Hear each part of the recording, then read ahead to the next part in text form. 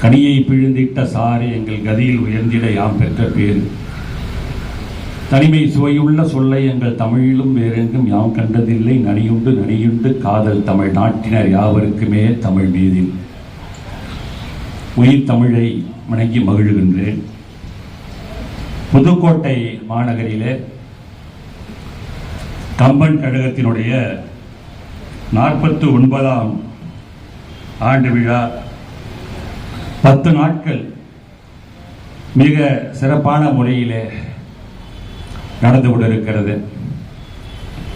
6வது நாள் விழா இன்றைக்கு நடக்கிறது. இந்த இனிய விழாவிலே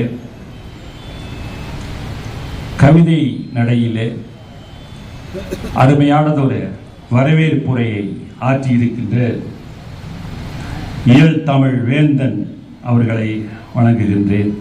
அற்புதமான ஒரு வரவேற்புரை, நல்ல கவிதை வளம், பட்டு தெரித்தது பாருங்கள், அதை போல தெரிக்க விட்டார்.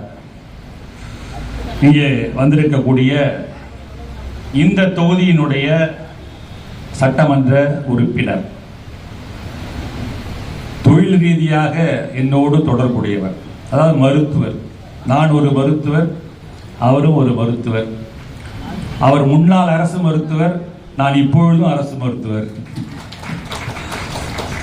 சிறந்த முறையிலே மக்கள் பணியை செய்து கொண்டிருக்கின்ற மக்கள் மருத்துவரும் கூட வை முத்துராஜா அவர்கள். ஆனால் அவர் குண்டத்துக்கு போட்டார், பயமா போச்சு எனக்கு.